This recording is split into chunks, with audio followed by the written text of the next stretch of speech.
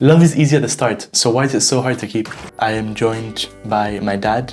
Not only that, I am joined by my mum. We are your parents. That is true. We'll start off by kind of talking about how you guys started your relationship. I saw Mommy in a bar and I thought I recognize that girl from somewhere, and it suddenly clicked that she was a Sunnyview girl. We got reintroduced that night and Mommy didn't like me at all. It's not quite true. I was quite anti-Sunnyview at the time, so I preferred to speak Spanish to English. That's Nikki's fault. So Nikki introduced us in English.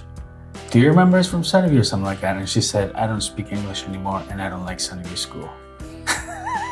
Right? I think he also came over right in the middle of a Queens of the Stone Age song and ruined it for me. Here we go, Josh in the way. Well, it was a bit like the movies, a really cliche moment, wasn't it? We were again in a bar, we were listening to a song, we were having a little chat. Because it was in a bar, we had to be close to each other to be able to hear what we were saying. And at one moment, I just stood back, she looked at me, I looked at her. And just like in the films, Mommy said, I'm really, really bad at these kind of things. And I said, so am I. And then I just leaned over and kissed her, just like in the films. You know what's even more of a cliche? What? That happened to be the 14th of February. Really? Yeah. 14th of February 2004. That's when we officially got together. We kissed for the first time. And we haven't looked back since. Fred, because he wasn't here, he first had to come over to check me out, and then he approved me because he said you always say it's the one every single time. Yeah, it's true.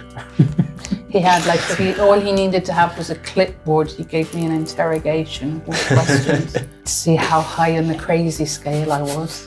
And you weren't too high. I passed. How did you guys been able to keep the relationship going for 22 decades? 22 decades? Sorry. 22 years, sorry. Well, once you get past the initial compatibility, which is probably crucial, I reckon. Mommy and I had a lot of things in common. We like the same type of music. Or rather, throughout the years, I've realized that I like all her types of music. She doesn't like all my types of music. But initially, we both like the same kind of music and we're passionate about it. So that immediately linked us. And then our outlook on life is pretty similar. I also had that we really, really enjoy each other's company. Yeah. And we laugh a lot together. That's true. And that I think is very important. We have a mutual respect, mutual admiration for each other. And we're 100% honest with each other all the time. We never ever lie to each other. And I think that mutual respect and admiration has actually gotten stronger throughout the years.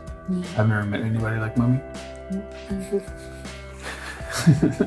How did you guys deal with that first argument? Because I feel like that's the first argument is either the relationship killer or the... I don't remember what it was about, but I remember what you did. She went into Viking mode and she went a little bit berserk.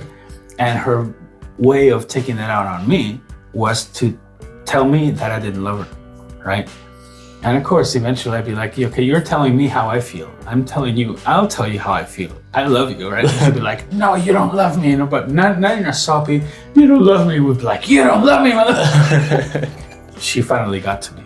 And we lay in the middle of the road. And I just laid my heart out right there in the middle of the road. And I said, you don't love me. This is how much I love you. So I went in the middle of the road. I went like this, laid out my heart, and just lay in the middle of the road with the car stopped. The car started going beeping things. I'm just gonna stay here, get run over. Yeah. That's such a mala feria type of thing to happen. It is. You're just walking down the strip and you just see a guy laying in the middle of the road arguing with his girlfriend. You're like, what the fuck are they doing?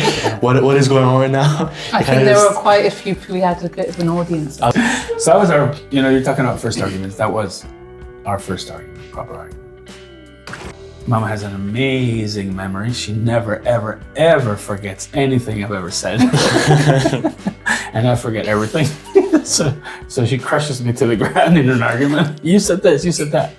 I'm like, I probably did, but I can't remember. The reason why most people have arguments has nothing to do with what you're actually arguing about. They Yeah, mostly sure. have. You're tired or stressed. It's your own frame of mind. Somebody says something that irritates you at that very moment because you're not feeling well, or because you've had a hard day, or you're tired. you're stressed. And after the third time, you just explode.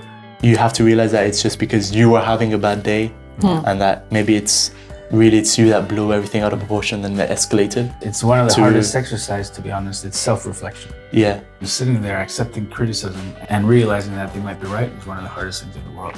If I have to give advice to anybody, seeing as anybody that might be watching this is maybe to get some advice out of all this, is